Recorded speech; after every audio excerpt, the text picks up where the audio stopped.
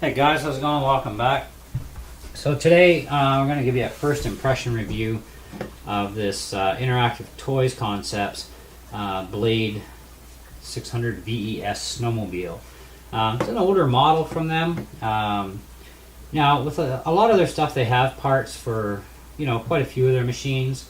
Some machines have more parts access than others. Their snowmobiles don't have a lot of parts access, and that's actually a bit of a shame because one of the biggest drawbacks to this particular machine is actually the motor is garbage.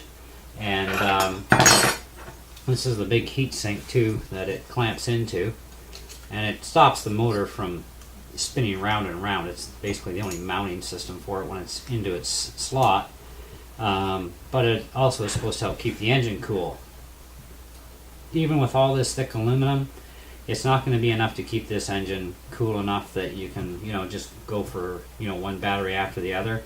But the machine also weighs a good 5 pounds easily, probably a little bit more. And that's a lot of machine for such a tiny motor to try and push. Even with the gearing ratio that it has, which is actually quite a bit of torque to it, it's still too weak of a motor. And so anyways, I picked this thing up used because I really wasn't prepared to even go and buy the new Polaris Rush, because the Polaris Rush actually uses AA batteries to power the snowmobile, and that can get real costly on batteries. And you don't want to run cheap dollar store batteries in the machine because you won't get much runtime at all with those. So you're going to want Energizers or Duracells, and we're talking cha-ching. So the Rush really isn't all that good of a choice. But this machine being an older one, it's also bigger than the Rush, which actually kind of surprised me. I took another look at the Rush today at the source, and this thing's actually bigger. So you got bigger, you got more weight, and this one actually runs a rechargeable NiCad pack, 600 milliamp, and but you can get bigger rechargeable packs for the 9.6 volts. So this one in my hand is actually a 1600 milliamp nickel methyl hydrate, which would actually be a better choice, because then at least you get about 20 minutes of runtime as opposed to maybe 8 to 10 minutes runtime sort of thing. Now the new motor I put in is actually just a hairball more powerful, and not much bigger, just a little fraction of a little bit bigger can on it. And it fit in there really well, and it's locked in place, so it's not going to move. So we'll see how long it lasts. Now it doesn't have a heat sink on it, because this heat sink is not going to work with it. But I'm not too worried about that. I'm going to be driving this thing in the snow, not in the summertime, and definitely not in the house anymore. I did try it in the house with these wheel skis. Okay, these are for indoor driving and driving on the road, obviously. They say this machine can go out over just about any terrain. I would definitely not recommend the sand, because that would just really mess up things with the track. But you can go on the road with it. They say you can go on the grass. I never tried it outside yet. But like I said, I just picked this thing up and I had to put a motor in it right away. Otherwise everything's working perfect. It does have 2 headlights up front here, a couple LED bulbs, and they're on continuously, so whether you go into forward or reverse, they stay steady on. So it'd be okay for driving at night. It'll give you some light there for doing that. The man that they have on top can be removed with some difficulty with the hands. But just to service this thing, I had to pull the back seat off and then the canopy to get it all apart. So I was able to pop his legs out and make him pivot on the handlebars, and that was good enough. And he actually kind of looks pretty cool up there. Now, as far as the controls go, it's full left, full right. Forward is full blast, reverse is full blast. There's no in-betweens here at all. There's no digital control whatsoever.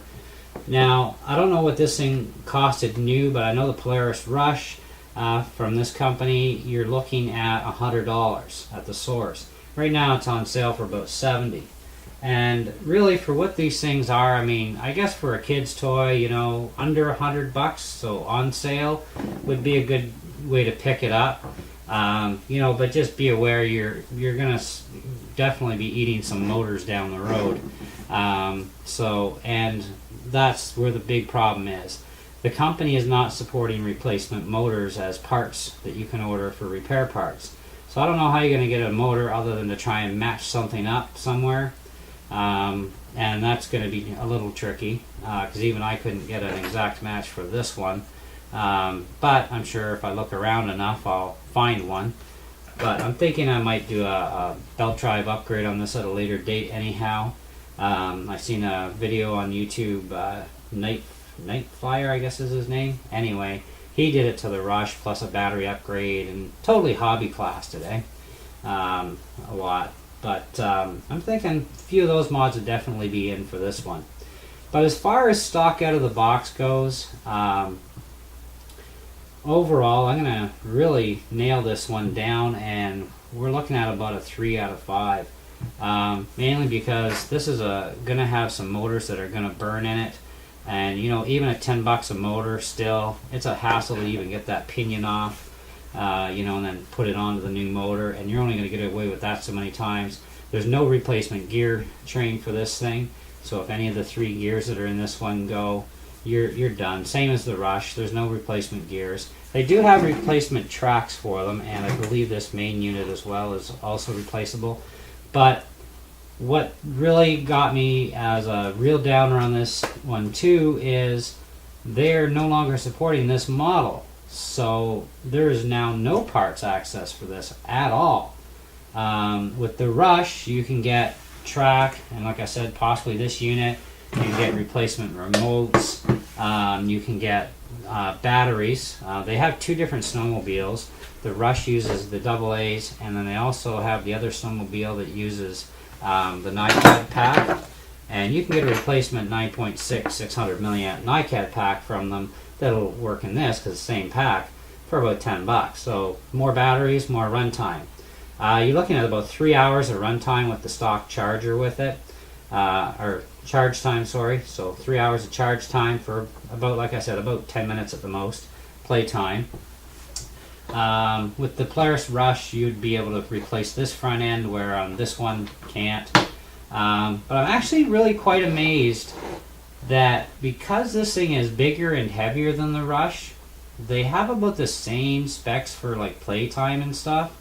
But I'm kind of glad I got this one instead, because it is bigger, and I like a bigger RC toy. I don't like small stuff.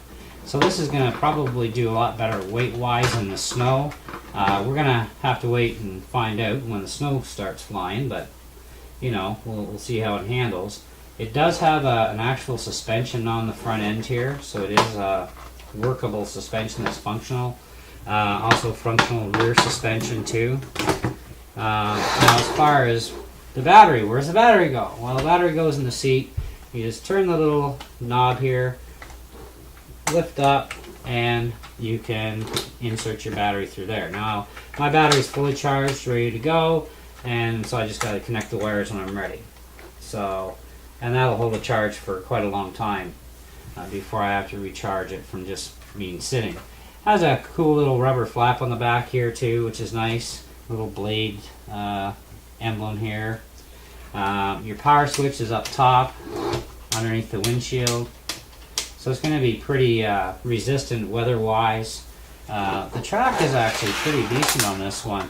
I'm actually surprised because the guy I got it from said they've used it a lot, and you wouldn't even notice that the track has even been used. So I'm wondering if they switched out the track the last time they played with it. I have no idea, but the track doesn't even look like it's been used. There's virtually no wear on the skis. You know, driving it in the house with these wheel skis, the turning radius is not that great in a small area, so really this is definitely an outdoor toy, realistically. And it pulls off, I'd say 5-6 miles an hour. It's not very quick, you know. But for what it is, I mean, I guess, you know, when you compare it against the Rush, you know, you're looking at, on sale, about a $70 toy. So 70 is still, I think, in my mind, kind of pushing it for what it is. It's not much better than a new Bright, realistically, but at least with this company, well, their machines are in production. They do carry parts. They carry the parts for a little while after they discontinue, and then they just cut them off. Whereas New Bright, you can't get any parts even brand spanking new. Nothing. They have absolutely zero part support whatsoever, New Bright. So, I mean, if you're going to look at a toy grade machines, whether it be a snowmobile or a truck, you know, a kid's toy grade toy, I would stay clear of the New Bright myself and go after this company stuff, because they actually make some stuff that's actually really decent. And they're now into quadcopters and, you know, stuff like that. So they're getting up there, you know, they're advancing. So that's always a good sign. So maybe in a couple of years they'll have a nicer, better, cooler snowmobile. But like I said, on the point grade, we're at a 3 out of 5.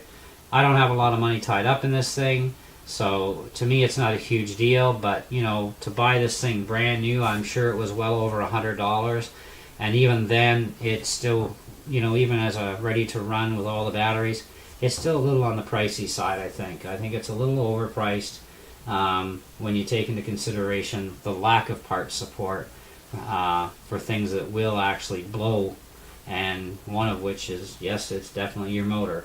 I don't see where you'd have trouble with your skis or any of this suspension stuff. I can't see any of that having any kind of problems. You know, the track, I mean, eventually I guess the track can wear out, so you know, you might want to buy a spare track. They're only $10 type of thing. And of course batteries are a must.